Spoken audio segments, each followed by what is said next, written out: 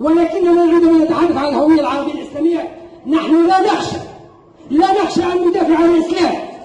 نحن نتبنى الإسلام من هذا الموقع ومن هذا المنبر وندافع عليه. الله أكبر، الله أكبر، الله أكبر.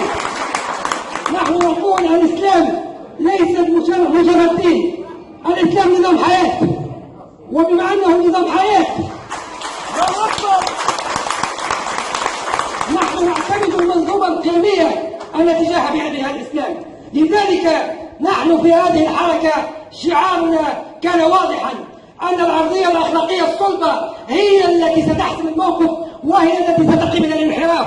لأنكم ترون ما يحصل اليوم في عالم السياسة من كذب، من رشوة، من إفساد المال العام، من شراء الذمم، من شراء الأصوات، من شراء رئاسة القائمات، من شراء كل شيء أصبح يباع فيه ويشترى. حتى الإنسان، القيمة الإنسانية، القيمة الأساسية في وجودنا أصبح سلعة يباع ويشترى. لذلك نحن نقف على أرضية أخلاقية عمودها الفقهي الرئيسي هو الإسلام.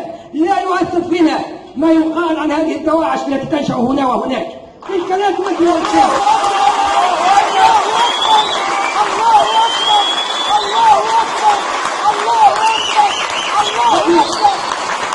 نحن أيها الأخوة عندما نتحدث عن الإسلام نعرف مسيرة 15 قرن.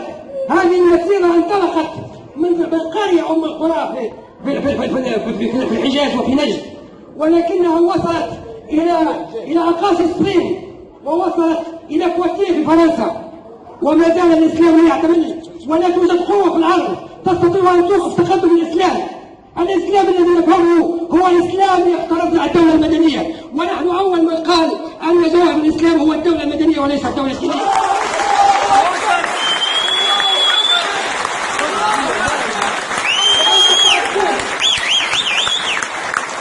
أنتم تعرفون جيدا أن الرسول صلى الله عليه وسلم عندما أسس الدولة لم تكن دولة المسلمين وحدهم، وإنما كانت دولة جميع الشرائح الاجتماعية والإثنية والعرقية والقبلية التي كانت موجودة في المدينة المنورة يثرب التي أسست فيها الدولة الأولى للإسلام. نحن لن يهددنا هذه قضية مبدأ، قضية وصول ضربة في التاريخ في الأعماق.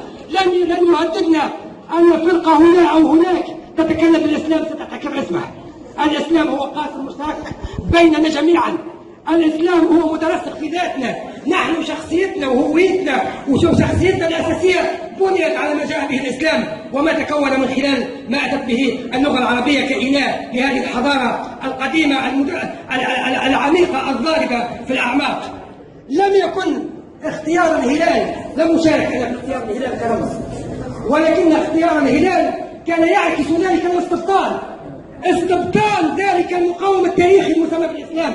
لأن الهلال هو مواقيت الحج ومواقيت الصلاة ومواقيت حتى التعاون الاقتصادي. الهلال هو الاستهلال بالمطر بالخير بالغيب. الهلال هو هذه الرمزية الكبيرة. الهلال هو في هذه الحضارات الشرقية جميعها، ليس بالحضارات الغربية، هو بالحضارات الشرقية. ولذلك بكل فخر واعتزاز انسبوا انفسكم الى قائمة الهلال. الله أكبر. انسبوا انفسكم الى قائمة تمزج بين العروبي الوطني والاسلامي. انسبوا انفسكم الى هذا المشروع الحقيقي الذي لا يهادم في القضايا الكبرى. هؤلاء الشهداء الذين قدموا ومن قيادات لم يأتوا هكذا جزافا.